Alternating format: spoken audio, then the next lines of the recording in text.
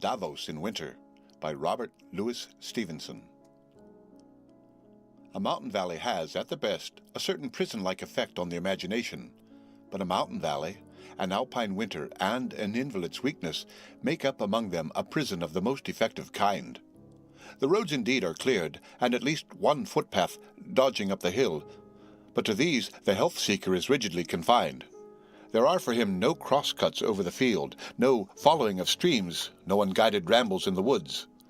His walks are cut and dry. In 5 or 6 different directions he can push as far, and no farther, than his strength permits, never deviating from the line laid down for him, and beholding at each repetition the same field of wood and snow from the same corner of the road. This of itself would be a little trying to the patience in the course of months, but to this is added by the heaped mantle of the snow an almost utter absence of detail and an almost unbroken identity of color. Snow, it is true, is not merely white. The sun touches it with roseate and golden lights. Its own crushed infinity of crystals, its own richness of tiny sculpture fills it, when regarded near at hand, with wonderful depths of colored shadow, and though winterly transformed, it is still water and has watery tones of blue. But, when all is said, these fields of white and blots of crude black forest are but a trite and staring substitute for the infinite variety and pleasantness of the earth's face. Even a boulder whose front is too precipitous to have retained the snow seems, if you come upon it in your walk, a perfect gem of color, reminds you almost painfully of other places, and brings into your head the delights of more Arcadian days, the path across the meadow, the hazel dell, the lilies on the stream, and the scents, the colors, and the whisper of the woods. And scents here are as rare as colors. Unless you get a gust of kitchen in passing some hotel, you shall smell nothing all day long but the faint and choking odor of frost. Sounds, too, are absent. Not a bird pipes, not a bough waves in the dead, windless atmosphere. If a sleigh goes by, the sleigh bells ring, and that is all. You work all winter through to no other accompaniment but the crunching of your steps upon the frozen snow. It is the curse of the alpine valleys to be each one village from one end to the other.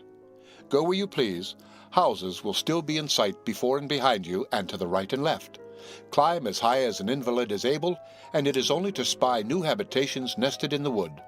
Nor is that all, for about the health resort the walks are besieged by single people walking rapidly with plaids about their shoulders, by sudden troops of German boys trying to learn to yodel, and by German couples silently and, as you venture to fancy, not quite happily pursuing love's young dream. You may perhaps be an invalid who likes to make bad verses as he walks about. Alas, no muse will suffer this imminence of interruption, and at the second stampede of yodelers you find your modest inspiration fled. Or you may only have a taste for solitude.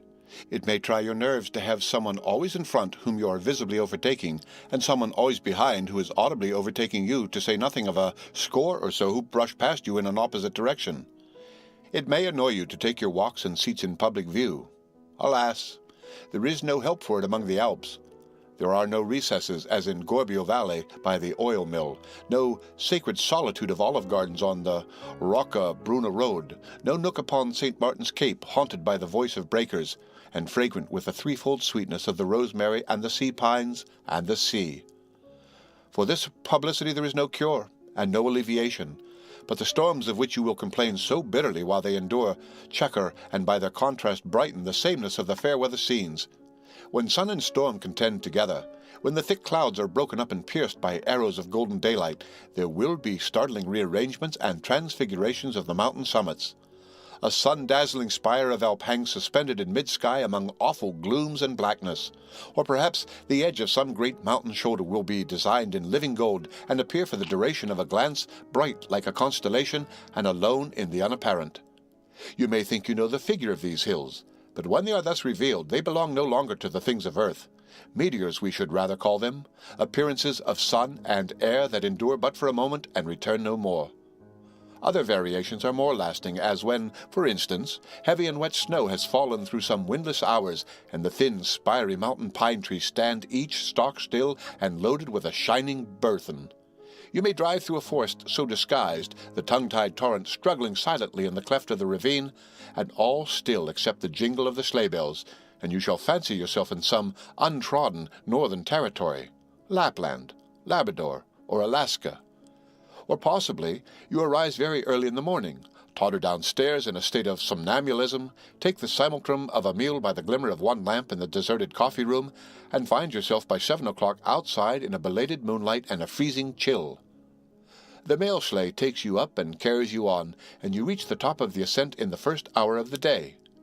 To trace the fires of the sunrise as they pass from peak to peak, to see the unlit treetops stand out soberly against the lighted sky, to be for 20 minutes in a wonderland of clear, fading shadows, disappearing vapors, solemn blooms of dawn, hills half glorified already with the day, and still half confounded with the grayness of the western heaven, these will seem to repay you for the discomforts of that early start. But as the hour proceeds, and these enchantments vanish, you will find yourself upon the farther side in yet another alpine valley, snow-white and coal-black, with such another long-drawn congeries of hamlets and such another senseless watercourse bickering along the foot. You have had your moment, but you have not changed the scene. The mountains are about you like a trap. You cannot foot it up a hillside and behold the sea as a great plain, but live in holes and corners and can change only one for another. The end.